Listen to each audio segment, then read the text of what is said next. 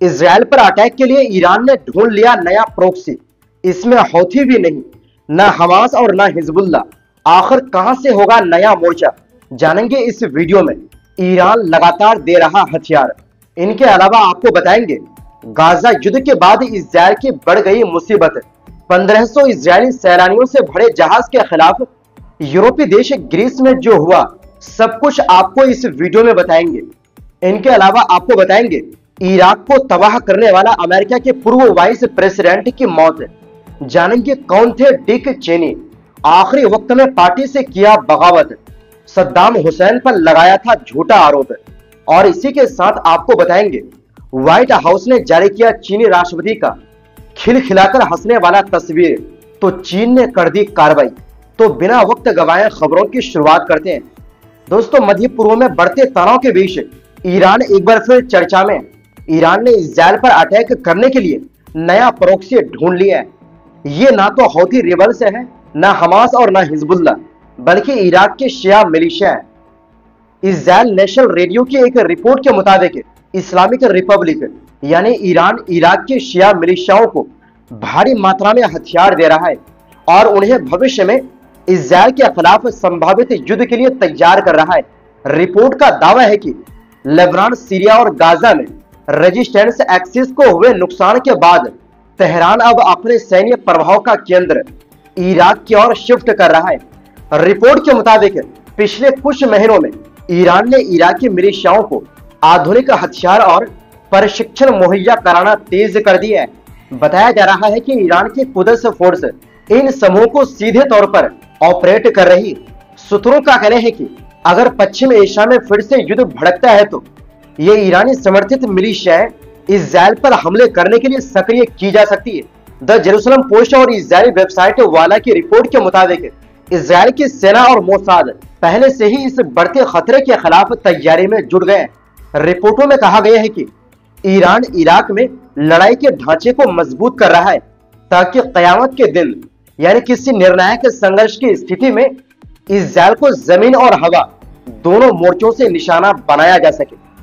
Israel national radio को इराकी सूत्रों ने बताया कि ये मिलिशियाएं अमेरिकी और इजरायली हमलों से डरी हुई है, लेकिन फिर भी उनकी सैन्य शक्ति इराकी सेना से ज्यादा बताई जा रही है। इन समूह का सीधा कंट्रोल ईरान की कुदस फोर्स के हाथ में है, जबकि वो इराकी प्रधानमंत्री मोहम्मद शिया अल सुदानी के आदेशों को कम तवज्जो देते हैं। 11 नवंबर को होने वाले इराकी संसदीय चुनाव से पहले ये मामला और भी गर्म हो गया है।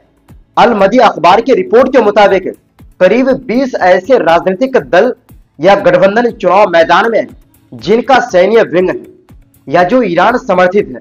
हालांकि प्रधानमंत्री सुदानी ने कहा है कि इराक की स्थिति लेबनान जैसी नहीं है और कोई भी ताकत बगदाद को किसी युद्ध में नहीं घसीट सकती। वहीं दूसरी ओर दोस्तों, सोमवार को ग्रीस के केफालोनिया द्वीप के आर्गोस्तोली बंदरगाह पर लोगों ने जोरदार प्रदर्शन किया। वजह थी इजराइल से आए पर्यटकों को लेकर पहुंची क्रूज शिप क्राउन आइरिस का आगमन। ये विरोध गाजा युद्ध में हो रही तबाही के खिलाफ था।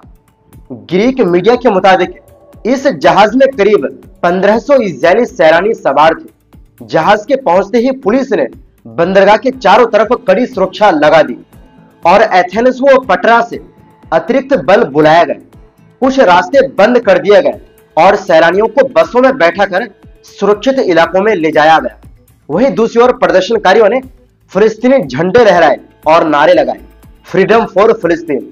उन्होंने इजराइल पर गाजा में निर्दोष लोगों की हत्या का आरोप लगाया। दोस्तों, ऐसे ही प्रदर्शन पिछले हफ्ते भी हुए थे जब यही जहाज पटरा और कालामाता बंदरगाहों पर पहुंचा था। ये विरोध दिखाते हैं कि ग्रीस में लोग गाजा में जारी युद्ध और फिलिस्तीनियों की मौतों से बेहद नाराज हैं और अब वे इजराइल के खिलाफ खुलकर आवाज उठा रहे हैं। ऐसे में इजराइल तो जब गाजा पर हमला कर रहे थे तब उसे बहुत गर्व हो रहा था, लेकिन अब इस तरह का मामला दिखाते हैं कि दुनिया में इजराइल के खिलाफ किस तरह नफरत बढ़ रहा है, विरोध बढ़ रहा है, वो भी यूरोपीय कंट्री में। इस पर आप क्या कहेंगे कमेंट बॉक्स में जरूर बताएं। वहीं दूसरी ओर दोस्तों, पूर्व अमेरिकी उपराष्ट्रपति डिक चेनी का 84 साल की उम्र में मौत हो गई। परिवार ने मंगलवार को बयान जारी कर बताया कि डिक चेनी की मौत निमोनिया और दिल की बीमारी के कारण हुई।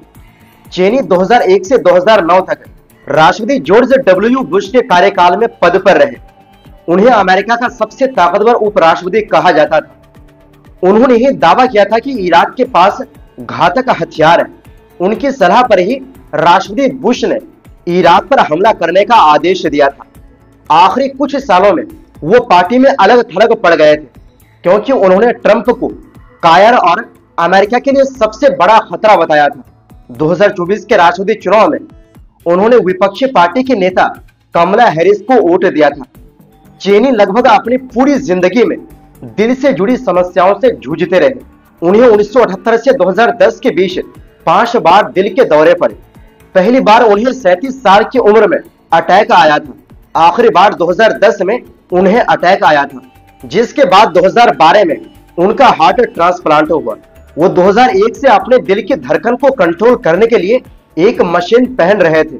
इसे उन्होंने विज्ञान का चमत्कार कहा था। वहीं डॉक्टरों ने उन्हें जिंदा रहने का मिसाल बताया था, क्योंकि ज्यादातर मरीज इतनी बार अटैक आने के बाद जिंदा नहीं रह पाते थे। चेनी का मानना था कि इराक के पास विनाशकारी हथियार है और सद्दाम हुसैन अल कायदा से जुड़ा हुआ है। इन्हीं आधारों पर 2003 में अमेरिका ने इराक पर हमला किया, लेकिन बाद में जांचों में पाया गया कि इराक के पास ऐसे कोई हथियार नहीं थे, जबकि इस बहाने इराक बर्बाद हो गया। बाद में चेनी ने 2005 में कहा कि उस समय जो जानकारी उनके पास थी उन्होंने उसी पर भरोसा किया था। चेनी हिरासत में पुलिस की क्रूरता से सवाल जवाब करने को सही मानते थे। उनकी खौफनाक हरकत की बात करें तो डिक चेनी ने वाटर बोर्डिंग, नींद न देने और लंबी कैद जैसी तरीकों का बचाव किया था। वाटर बोर्डिंग में कैदी को बांधकर उसके चेहरे पर कपड़ा ढका जाता है और पानी डाला जाता है। इससे उसे ऐसा महसूस होता है जैसे वो डूब रहा है या सांस नहीं ले पा रहा, जबकि असल में वो मरता नहीं। चीनी का मानना था कि ये तरीके देश की सुरक्षा के लिए जरूरी है। राजनीति के आखिरी दौर में वो अपनी ही पार्टी से भिड़ गए। ट्रंप द्वारा 2020 चुनाव न मानने और कैपिटल हाउस हिंसा के बाद चेनी ने उन्हें अमेरिकी इतिहास का सबसे बड़ा खतरा कहा और 2024 में कमला हैरिस को वोट देने की बात कही, क्योंकि उन्होंने कहा था पार्टी से पहले देश है। वहीं दूसरी ओर दोस्तों, व्हाइट हाउस ने चीनी राष्ट्रपति शी जिनपिंग की अमेरिकी राष्ट्रपति डोनाल्ड ट्रंप के साथ हंसते हुए कुछ तस्वीरें जारी की है। ये तस्वीरें 30 अक्टूबर को दक्षिण कोरिया में हुए Asia Pacific economic cooperation APEC सम्मेलन की है।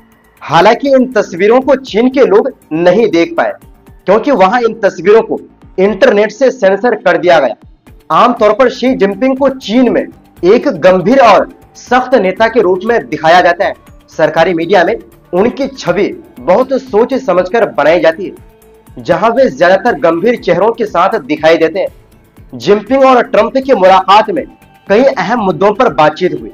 इस मुलाकात के दौरान ली गई एक तस्वीर में ट्रंप चीनी राष्ट्रपति को एक कागज दिखा रहे हैं, जबकि दूसरी तस्वीर में शी जिनपिंग आंखें बंद कर मुस्कुरा रहे हैं।